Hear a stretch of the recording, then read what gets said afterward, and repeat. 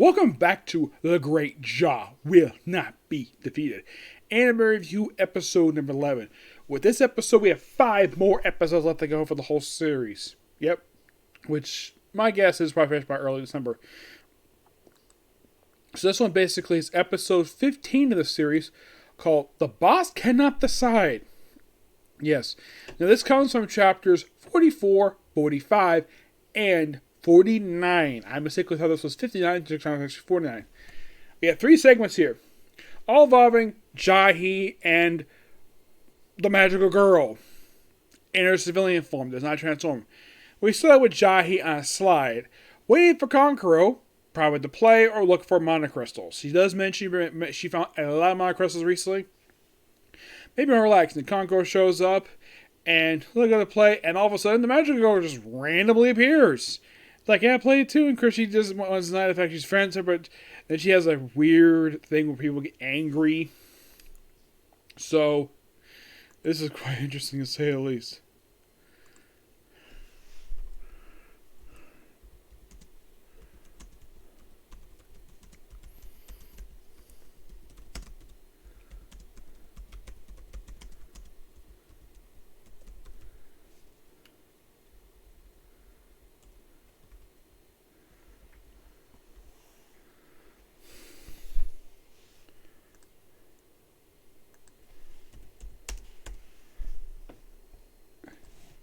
So, basically, like, they just play tag for a while, and then, of course, Jahy does mention to Kankuro that she's very clumsy, and the fact she's had a washing fall on her and hit by a truck. Yes, seriously.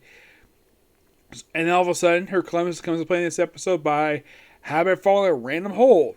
Yep. And, of course, they laugh, and, of course, it's all dirty, and then the very next scene is Jahy is going to work, and there's Magical Girl at work. Now, she does mention she's been following her, but not following her to work.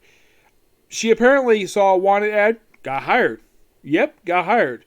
And of course, as the shift trainer, by the way, I have to do this too for any new hires, where I have to train new people to do stuff I regularly do, which is basically take orders at counter. Well, from the cashier. I like doing this simply because basically it's very easy for me to do, and it's very relaxing, to say the least. And I try the best I can to get all these orders in as quickly as I could.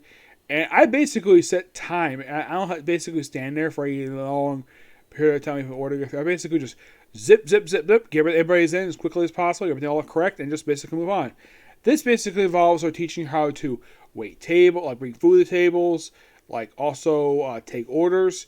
At first, basically, she's also chipping over and just have Jahy catch everything, and it turns out, like, oh, yes, I'm right here. Turns out it was monocrystal causing her to be clumsy this episode. Okay, so after a while, she basically got caught on pretty quickly, and, well, that's it for that one. Then, of course, we have, before they all leave, let's have a taste test. Well, apparently, Jahy and, I think her name was Kankuro, not Kankuro, the magical girl, of course. They test us, and this scene, I reading the manga, like, wow, this scene is like an exact duplicate of Restaurant from Another World, where the same reaction, like, oh, something's so good. Jahy does bring in the episode, she really wants to get some meat. She does mention that she can't get them because it's too expensive.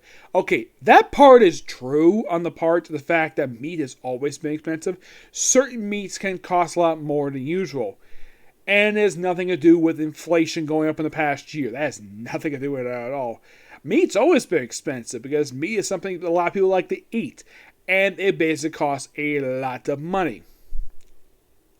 Like a single pound costs like $3 or $4 at most per pound per piece of meat. So, try some steak, everything's all good. And also rice. And now here's the thing. This next little bit is complete anime original. Why?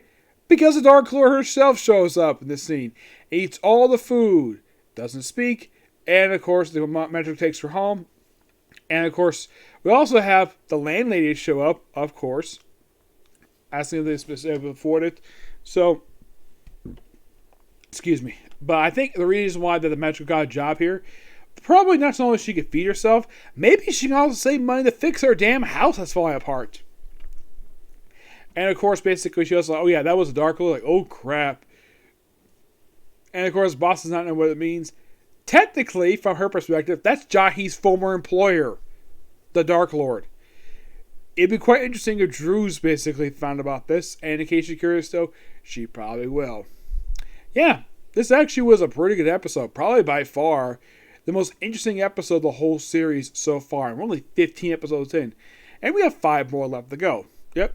So yeah, that's pretty much it for Particular Review.